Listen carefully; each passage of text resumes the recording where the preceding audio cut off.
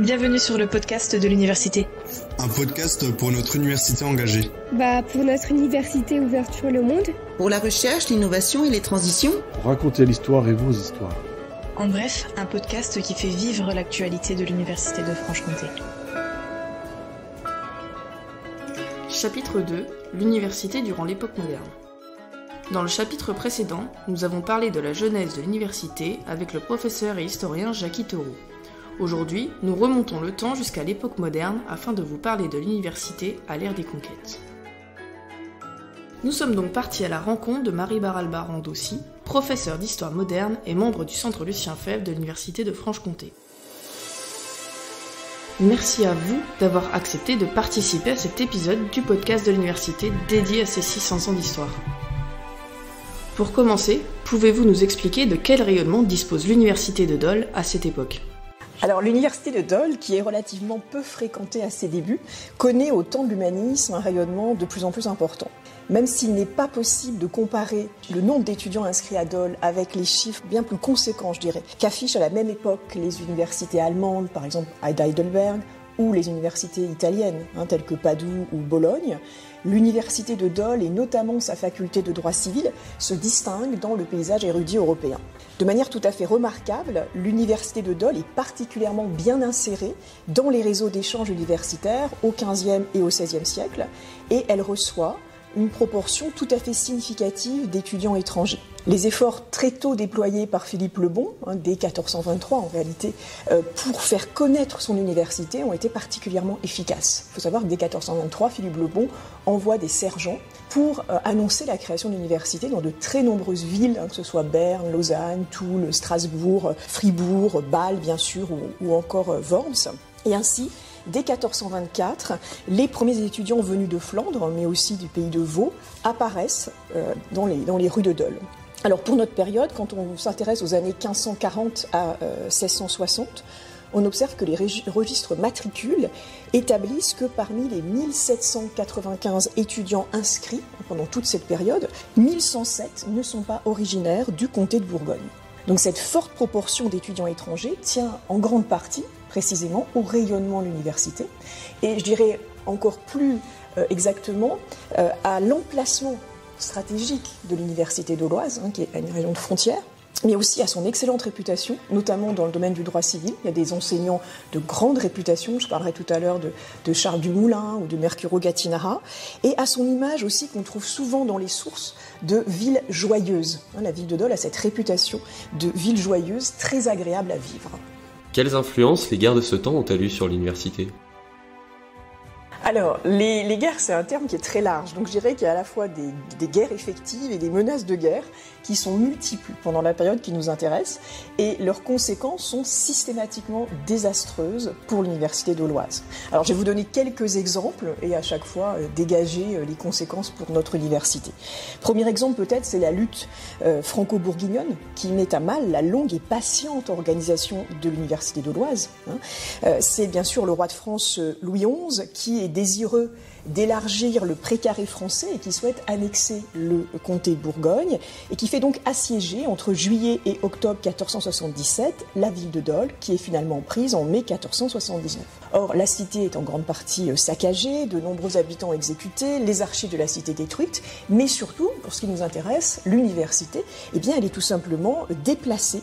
Elle quitte Dole pour Besançon en 1482, puis elle s'installe à Poligny en juillet 1483. Donc il faut attendre la mort du roi de France pour que ce processus soit interrompu et que l'université retrouve la terre dauloise au mois de mars 1484. Alors autant vous dire que ce type de déplacement de l'université est extrêmement néfaste au rayonnement de la faculté dauloise qui perd un très grand nombre d'étudiants mais aussi d'enseignants. Un deuxième exemple que je pourrais vous donner, c'est celui de l'hiver 1595, avec le roi de France Henri IV, cette fois-ci, qui est en guerre contre l'Espagne et qui doit également faire face aux guerres de religion qui ne sont pas achevées dans le royaume de France. Or, Henri IV se lance durant cet hiver 1595 à l'assaut du Jura. Alors c'est vraiment je dirais des conflits extrêmement violents, des exactions nombreuses, et les chevauchés d'Henri IV n'aident pas non plus à la circulation des étudiants et des enseignants. Et en 1601, Henri IV, il s'empare de la Bresse, du Pays de Gex, du Bugey, du Val-Romé, c'est-à-dire, si vous voulez, que tous ces anciens territoires qui appartenaient à la Savoie sont désormais français. Et donc la frontière de la Franche-Comté change, évolue avec une frontière avec la France beaucoup plus longue qu'auparavant. Alors tout cela a des conséquences, encore une fois, sur les déplacements étudiants qui sont particulièrement modifiés avec ces changements géopolitiques. Autre exemple encore que je peux vous donner, bien sûr, pour le XVIIe siècle, en 1634-1644, c'est la fameuse guerre de 10 ans, qui se comprend dans le contexte de la guerre de 30 ans et qui se traduit par de multiples violences, pillages, famines, ou encore, on en reparlera dans un instant, la conquête de la Franche-Comté par Louis XIV en 1668 et 1674, qui va également fragiliser profondément le territoire et avec lui l'université. Pouvez-vous nous parler de quelques figures marquantes qui sont passées par l'université de Dole ? Alors oui, il y a de très nombreuses figures marquantes en fait qui ont déambulé, je dirais, dans les salles de l'université dauloise, et je pourrais vous citer beaucoup d'exemples. J'en ai sélectionné quelques-uns, mais vraiment on a beaucoup de très belles figures à la fois d'enseignants et d'étudiants dans notre université. Alors du côté des enseignants célèbres, je citerai par exemple, et encore une fois la liste n'est pas exhaustive, je citerai Hugues Babet, qui est né en 1474 dans la famille du Haut-Doubs et qui compte parmi les philosophes, les poètes, les philologues les plus importants du XVIe siècle. C'est un ami d'Érasme, un ami de Beatus Rhenanus à Sélestat, et Hugues Babet est véritablement emblématique de ces figures d'humanistes qui sillonnent toute l'Europe à la recherche de manuscrits grecs. Hugues Babet est un grand helléniste et il est professeur de grec itinérant et il va enseigner donc dans les plus grandes universités européennes de l'époque, alors surtout à Louvain, mais on le trouve aussi à Heidelberg, à Cologne et bien sûr à Dole, où il aura par exemple comme étudiant Gilbert Cousin. Un autre exemple d'enseignant que je peux vous donner, c'est celui de Mercuro Gattinara. Alors c'est un exemple très différent, on quitte le monde de l'hellénisme pour celui du droit. Mercuro Gattinara, il est né dans le Piémont en 1465 et il a été formé à l'université de Turin où il reçoit son doctorat de droit en 1493. Alors il va très très tôt se distinguer comme un immense spécialiste de la pensée juridique classique. Et il est d'abord conseiller du duc Philippe le Beau et il se voit offrir en 1506 la chaire extraordinaire de droit civil qui est créée à l'université de Dole et qui est réservée uniquement à un professeur étranger. Elle a été occupée auparavant notamment par Anselme de Maranche. Donc Mercuro Gattinara s'y installe en 1506. Alors, comme il est très apprécié à la cour, il ne va pas rester longtemps à Dole, à peine 2 ans, puisque dès 1508, Marguerite d'Autriche le rappelle auprès d'elle et elle va le nommer, elle va lui donner la charge, si vous voulez, de président du Parlement de Dole. C'est le début d'un parcours exceptionnel pour Gattinara, qui connaît sa consécration en 1518, lorsqu'il devient chancelier de l'Empire aux côtés de Charles Quint.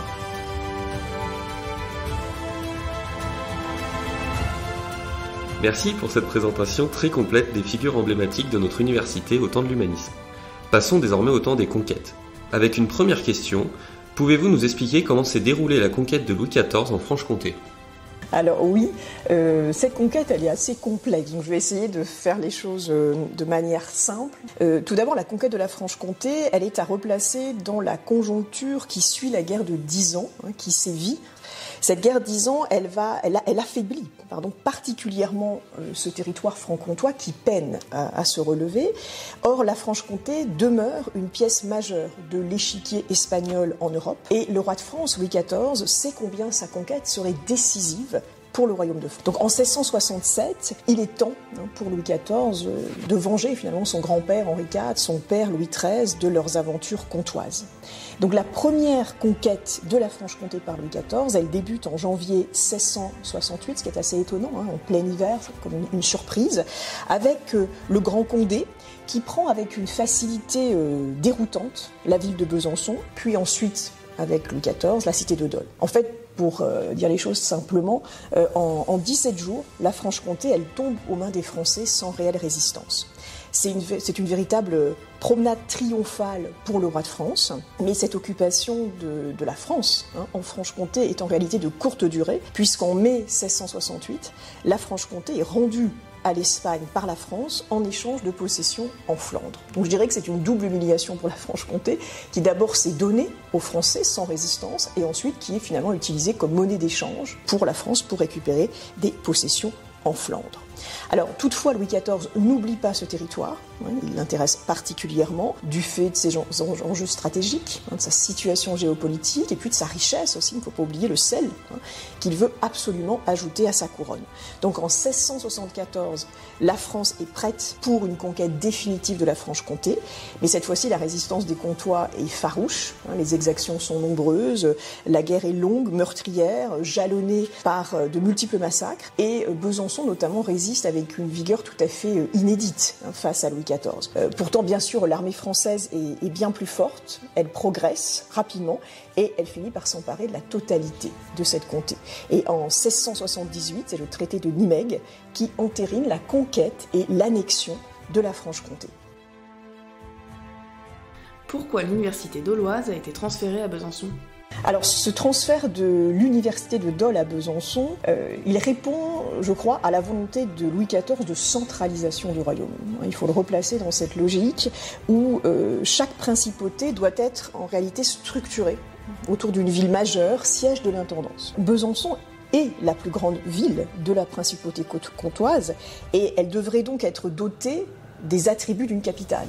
C'est-à-dire posséder à la fois le siège du Parlement et le siège de l'université. Or, du fait de son statut de ville impériale, Besançon, qui est placé directement sous l'autorité de l'empereur du Saint-Empire, eh bien, tous ces attributs ont été captés par la ville de Dole.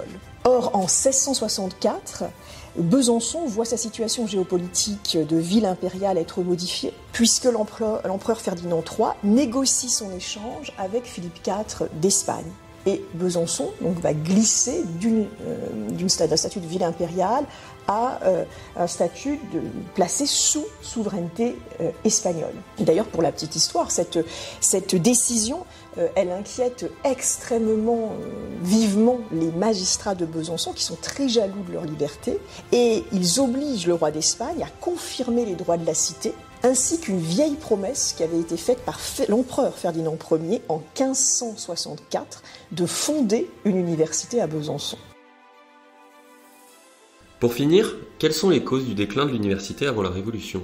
Alors c'est une question qui est particulièrement complexe, parce que je crois qu'il n'y a jamais de réponse simple pour expliquer un déclin, et qu'on est vraiment là face à un phénomène extrêmement progressif, qui débute en réalité assez tôt, et qui mine progressivement les fondations même de cet établissement, de cette université de Besançon. Donc on pourrait faire une liste très longue des éléments qui expliquent ce déclin. J'en donnerai simplement quelques jalons qui, je crois, apportent des éclairages sur ce déclin avant la Révolution, comme vous venez de le préciser. Le premier point, je crois, tout d'abord, il faut revenir aux lettres patentes royales de Louis XIV de 1691.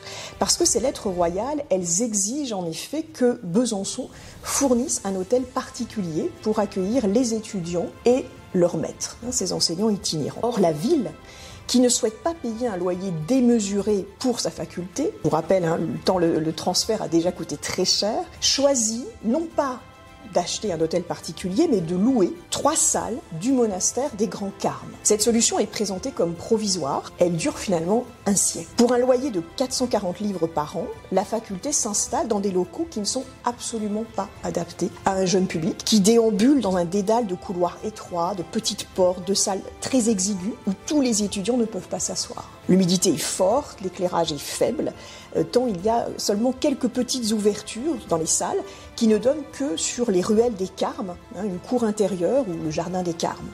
Et on a la trace des plaintes des étudiants, mais surtout des professeurs qui se plaignent de ces conditions de travail déplorables, qui limitent, disent-ils, le rayonnement de l'université et fragilisent son maintien à Besançon, mais rien n'y fait. En 1724, moyennant une augmentation du loyer, on va passer de 440 livres à 540 livres, les Carmes acceptent de céder en plus une cave qui est située sous la salle de théologie, afin de doter la faculté d'un amphithéâtre et d'une salle de dissection. Définitivement, si vous voulez, la ville ne parvient pas à tenir pleinement son engagement en faveur de son université, tant la question financière est cruciale pour la cité. Mais du même coup, vous l'avez bien compris, cette absence finalement de locaux participe à cet affaiblissement. Deuxième élément, je crois qu'il faut souligner et qui participe également à cette fragilisation, c'est la fondation d'une faculté de droit à Dijon, le 20 septembre 1723.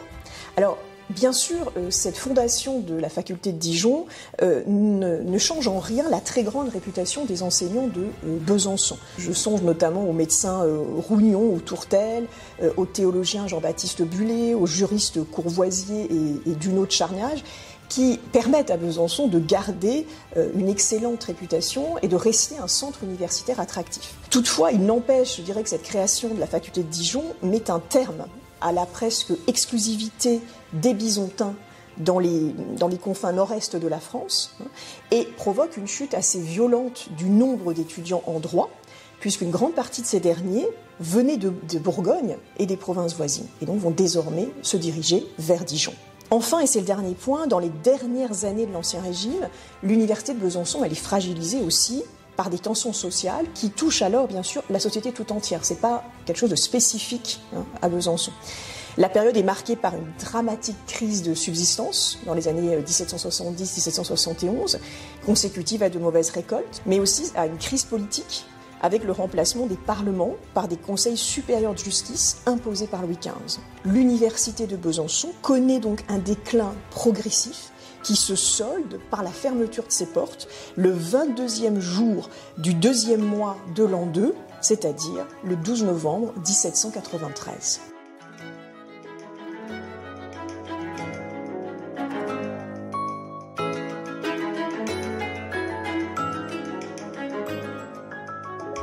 Ce chapitre 2 touche à sa fin. Merci à vous de nous avoir raconté l'histoire de notre université à l'ère des conquêtes et au temps de l'humanisme. Ce voyage historique en podcast est loin d'être terminé. Le mois prochain, nous remonterons le temps jusqu'à l'époque contemporaine pour vous parler de l'université durant les crises marquantes du XXe siècle.